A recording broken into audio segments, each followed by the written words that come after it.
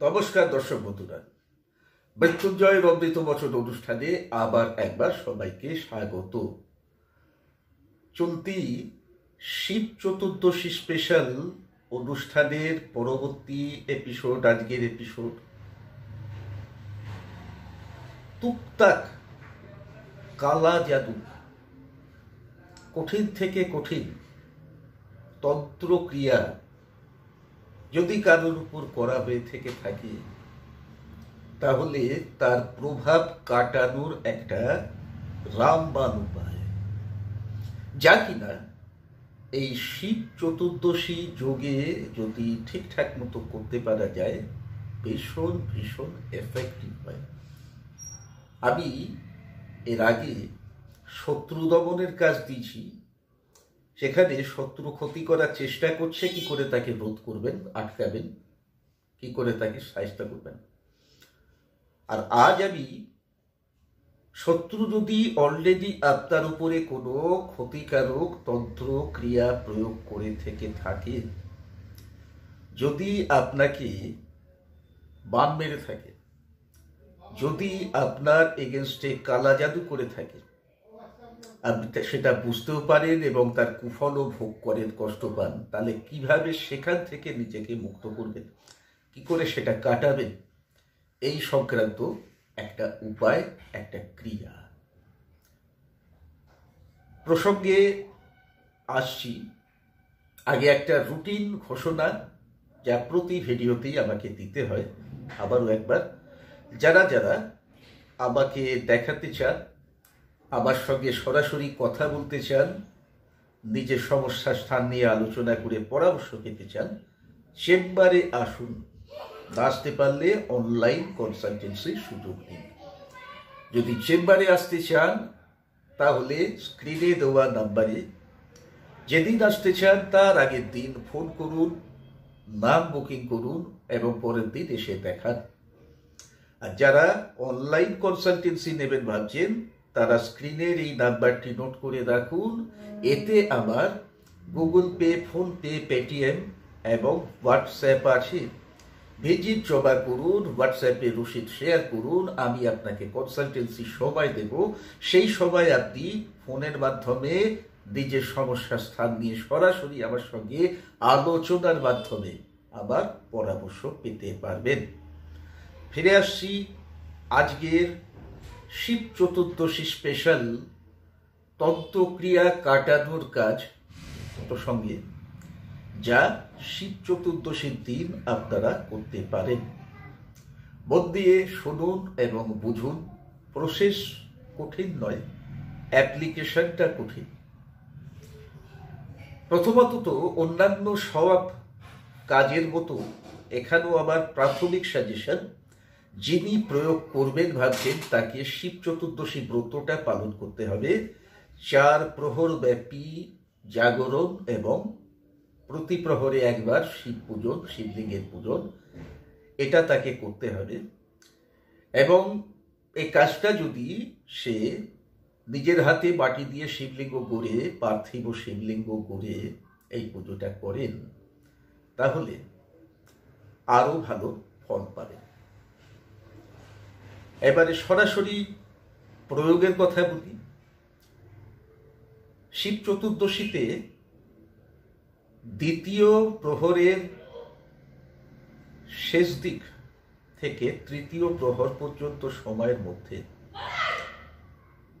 এই কাজটা আপনাকে করতে হবে। এই কাজটা করতে গেলে আপনাকে স্ট্রিক্টলি শ্মশানেই যেতে হবে। শ্মশানে না গিয়ে কাজটা করা যাবে না। আপনার লাগবে একটি নতুন মাটির একটা পাত্র, ঢাকা ছাড়া, ঢাকা লাগবে না। একটা ছোট ঘট হতে পারে, একটা এমন পাত্র হতে পারে যাতে কিছুটা তরল, বেশ কিছুটা ধরে, এমন কিছু মাটির পাত্র। হাঁড়িও হতে পারে। 1 বোতল দেশি কারণ লাগবে, অর্থাৎ দেশি মদ। এক্ষেত্রে নামি দামি ব্র্যান্ডেড মদ কিনবেন না, লাভ নেই। যে কাজে যেটা প্রয়োজন, দেশি মদ নেবেন 1 বোতল।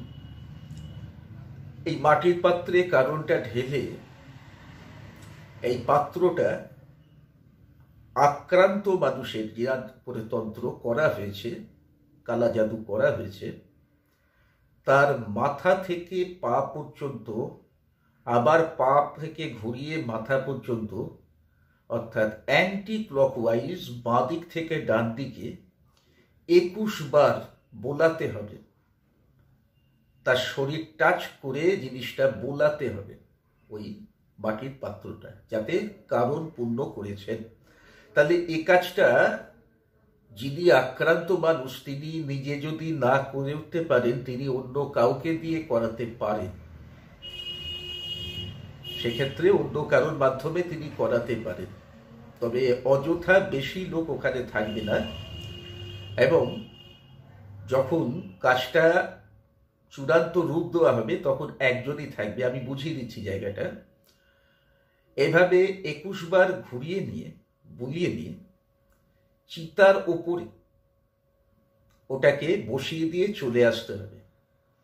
তা এক্ষেত্রে আক্রান্ত ব্যক্তি যদি অন্য ব্যক্তির সাহায্যে কাজটা করেন, তাহলে সেই দ্বিতীয় ব্যক্তি আক্রান্ত ব্যক্তির মাথা থেকে পা পর্যন্ত 21 বার এটা ছোঁয়া করে তাকে চিতার নিচেই ছেড়ে রেখে নিজে চিতায় উঠে গিয়ে জিনিসটা রেখে আর পিছন ফিরে না দেখে ফিরে আসে।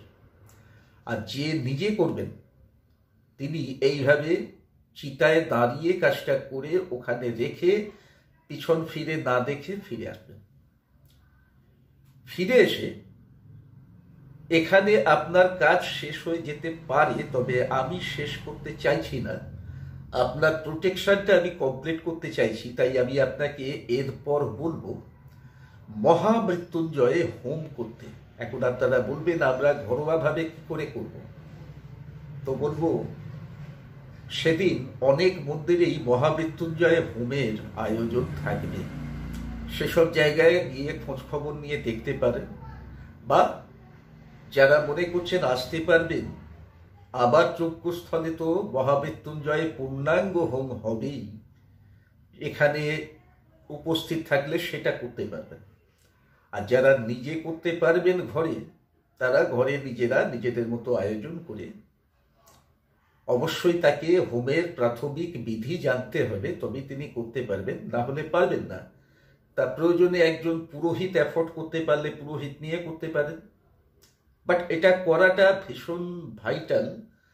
মহামৃত্যুঞ্জয় এর দ্বিতীয় প্রয়োগ, এটাও আপনাদের জানা প্রয়োজন। যে কোনো এই ধরনের তন্ত্র মন্ত্র, কালা জাদু, জাদুটোনা, বান, অশুভ শক্তি যদি কোনো কিছু আপনার উপরে চালান করা হয়ে থেকে থাকে, যা আপনার দিয়ে ক্ষতি করছে, তার কুপ্রভাব যা অলরেডি আপনার উপর হয়ে গেছে, সেই জায়গাটা রিকভার করার জন্য বলুন, বা আপনার যদি সেক্ষেত্রে জীবনী শক্তি কোনোভাবে অ্যাফেক্টেড হয়ে থেকে থাকে, অনেক সময় বাঁধ মেরে মানুষকে মেরে দেওয়া হয় না, তো সে তো সঙ্গে সঙ্গে মারা যায় না, ক্রমে ক্রমে শুকিয়ে বা অন্য কোনো উপসর্গ দেখা দিয়ে মৃত্যু মুখে পতিত হয়।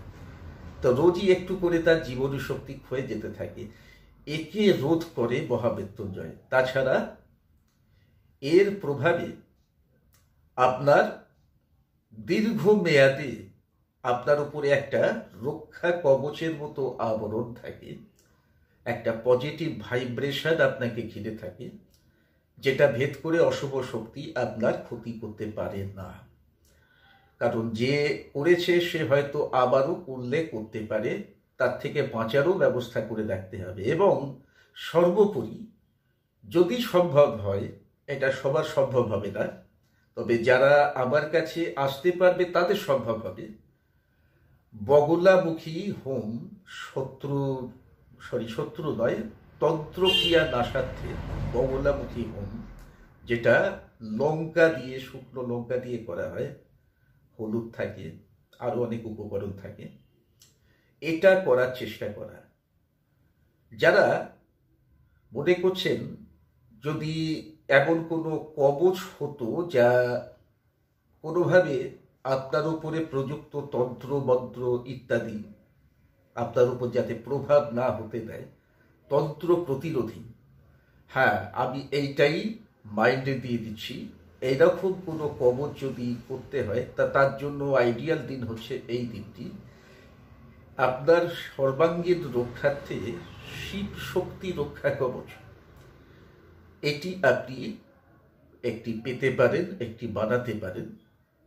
এবং যেহেতু শিব চতুর্দশী উপলক্ষে আবার সর্ব সমস্যা মুক্তি মহোৎসব চলেছে, এর অঙ্গ হিসাবে আপনারা অত্যন্ত কম মূল্যে, কারণ বেশি থেকে বেশি মানুষ, দরিদ্র মানুষ যারা প্রতিকার নেবার সামর্থ্য রাখে না, অর্থ ব্যয়ের তেমন কোনো সামর্থ্য রাখে না, তাদের কাছে পর্যন্ত প্রতিকার পৌঁছে দিতে আমি মাঝে মাঝে এমন প্রকল্প রাখি।